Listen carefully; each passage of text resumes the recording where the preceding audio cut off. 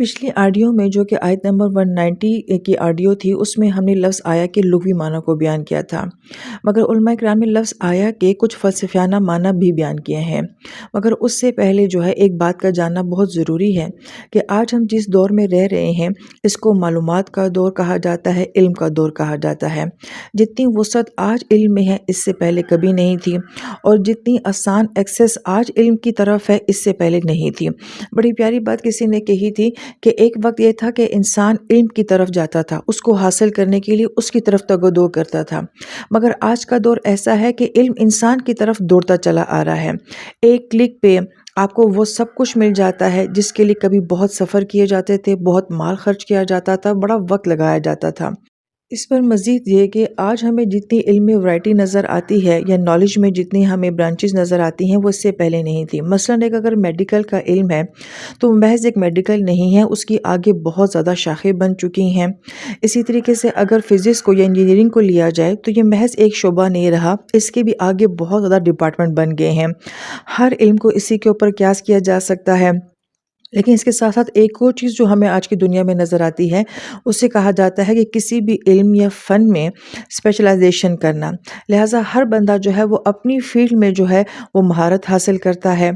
اس کا فائدہ کیا ہے اور اس کا نقصان کیا ہے؟ تو اہل علم یہ کہتے ہیں فائدہ تو یہ ہے کہ وہ اپنے فن کا ماہر بن جاتا ہے، اس کو اس کی ساری وکیبلری، ساری معلومات حاصل ہو جاتی ہے، لیکن سیم ٹائم وہ شخص جو ہے وہ دوسرے علوم سے کٹ جاتا ہے۔ لہٰذا وہ یہ کہتا ہے کہ مجھے اپنے سبجیکٹ کا تو پتہ ہے لیکن مجھے باقی علوم کا نہیں پتہ ہے۔ اس کے لیے آج کی دنیا میں جو چیز بہت زیادہ اب مشہور ہونے شروع ہوگی ہے کہ یونیفیکیشن قسم کا نالج حاصل کرنا،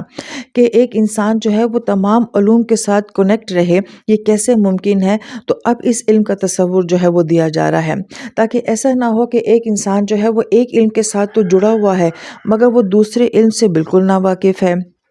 اب ساری بات کو سمجھنے کے بعد لفظ آیا کا جو ہمیں فلسفیانہ معنی اہل علم سمجھاتے ہیں وہ یہ کہ جب آپ اس لفظ کو دیکھتے ہیں اور قرآن کے ساتھ اس کو ریلیٹ کرتے ہیں تو لفظ آیا کہا جاتا ہے تین طرح کے علوم کے اوپر۔ ایک آیات آفاقی کہا جاتا ہے۔ آیات آفاقی میں وہ تمام آیات آ جاتی ہیں جس میں اللہ تعالیٰ اپنی مخلوقات کا ذکر کرتے ہیں، چاہے وہ زمین ہے، آسمان ہے، چرند ہے، پرند ہے، جو کچھ بھی اللہ تعالیٰ نے تخلیق کیا، ایون یہ کہ پہاڑ ہیں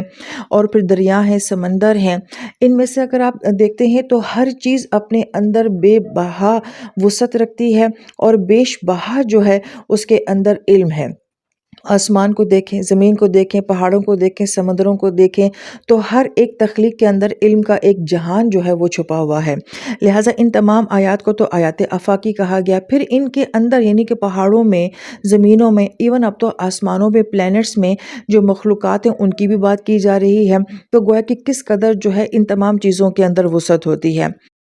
پھر دوسری جو آیت کی قسم ہے وہ آیت انفسی ہے، اور آیت انفسی میں انسان کو ڈسکس کیا جاتا ہے، اور انسان اللہ تعالیٰ کی ایک حیرت انگیز مخلوق ہے۔ اس میں بھی دو طرح کے جہان آباد ہیں۔ ایک ہمارا فزیکلی نظام ہے، اگر اس پہ غور کیا جائے تو انسان کا دماغ، دل، جگر، گردے، اس کا پورا باڈی سسٹم جو ہے وہ ایک حیرت کا جہان ہے، ایک زبردست اللہ تعالیٰ کی تخلیق ہے۔ اس میں کتنی آیات ہیں، کتنی نشانیاں ہیں جو کہ ہمیں مقصد بھی بتاتی ہیں، ہمیں حیرت میں بھی ڈالتی ہیں، وغیرہ وغیرہ۔ لیکن اس سے بھی زیادہ کمپلیکیٹڈ معاملہ کیا ہے کہ انسان کے اندر کا بھی ایک جہان ہے۔ لہٰذا ہمارے اندر روح ہے، ہمارے اندر فطرت ہے، اگر ہمارا ذہن ہے تو ذہن کے اندر عقل کا ایک اپنا نظام ہے، اگر دل ہے تو دل کے اندر جذبات کا ایک اپنا نظام ہے۔ تو گویا کہ اگر اس طرح سے دیکھا جائے تو ایک حیرت کا جہان ہے جو کہ انسان کے اندر آباد ہے۔ جتنا غور کرتے چلے جائیں کہ اگر ہمارے اندر روح ہے، روح تو عالم بالا سے آئی ہے اور اس کو تو اب تک کوئی جاننے کا دعویٰ بھی نہیں کر سکا ہے، تو کتنا کچھ ایسا علم ہے جو کہ اس روح کے ساتھ منسلک ہے، کتنا کچھ ایسا علم ہے جو کہ ہم جس کو وزڈم کہتے ہیں، عقل کہتے ہیں، ذہانت، اور اسی آیت میں اولو الالباب کا ذکر بھی آئے گا، اس کے ساتھ کتنا علم جو ہے وہ منسلک ہے۔ تو یہ جو اس طرح کی آیات جو کہ قرآن پاک میں بیان کی جاتی ہیں جنہیں آیات انفسی کہا جاتا ہے، یہ ایک بالکل ڈیفرنٹ طرح کا نالج اور علم ہے۔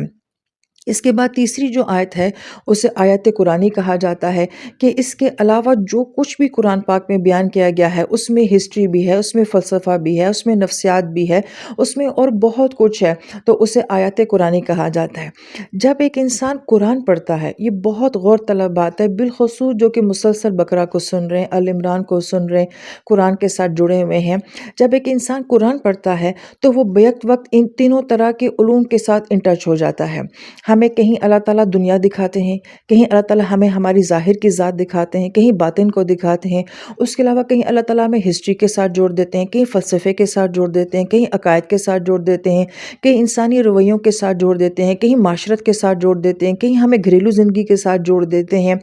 ایک کتاب پڑھنے والا انسان بیک وقت کتنے علوم کے ساتھ جڑ جاتا ہے، یہ بہت غور طلب بات ہے۔ اس لیے میں اکثر ایک بات کہتی ہوں،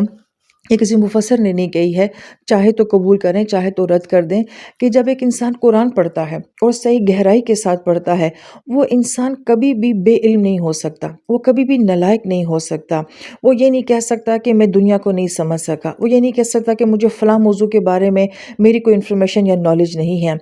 جو ٹاپک ہمیں قرآن میں نظر آتا جاتا ہے، ہم اس کو پڑھتے ہیں، پھر ہم کوئی بھی ایسا انسان جو کہ دل سے قرآن پڑھ رہا ہے، پھر وہ اس کو ریسرچ کرتا ہے، اچھا سیاست کیا کہہ رہی ہے، معاشرت کیا کہہ رہی ہے، نفسیات کیا کہتی ہے، فلسفہ کیا کہتا ہے، وہ دنیا کی نالج کو بھی اکٹھا کرتا ہے اور قرآن کے وزڈم کو بھی دیکھتا ہے۔ تو ایسا ذہن کبھی بھی ان پڑھ نہیں ہو سکتا، ایسا انسان کبھی بھی بے علم نہیں ہو سکتا، ایسا انسان کبھی بھی نالائق نہیں ہو سکتا۔ اس لیے اللہ تعالیٰ بار بار قرآن پاک میں فرماتے ہیں کہ تم دیکھتے کیوں نہیں ہو میری تخلیقات کو، تم آسمان کو کیوں نہیں دیکھتے، تم زمین کو کیوں نہیں دیکھتے ہو، تم میری باقی مخلوقات کو کیوں نہیں دیکھتے ہو۔ اور جو نہیں دیکھتا، اللہ تعالیٰ فرماتے ہیں کہ یہ تو گونگے ہیں، بہرے ہیں، اندھے ہیں، لا یاقلون، ان میں کسی قسم کی عقل نہیں ہے۔ اور جو انسان یہ سب کچھ کرتا ہے، یعنی غور و فکر اور تدبر کرتا ہے، تو گویا کہ اللہ تعالیٰ ان کے لیے فرماتے ہیں کہ ہاں یہ دراصل میں انسان ہیں، ان کے دل جو ہیں وہ بیدار ہیں، ان کی بصیرت جو ہے وہ جاگی ہوئی ہے۔ اس لیے اب اس آیت کے آخر میں جو کہا گیا ہے، یہ سب کس کے لیے ہے؟ یہ اولو الالباب کے لیے ہے۔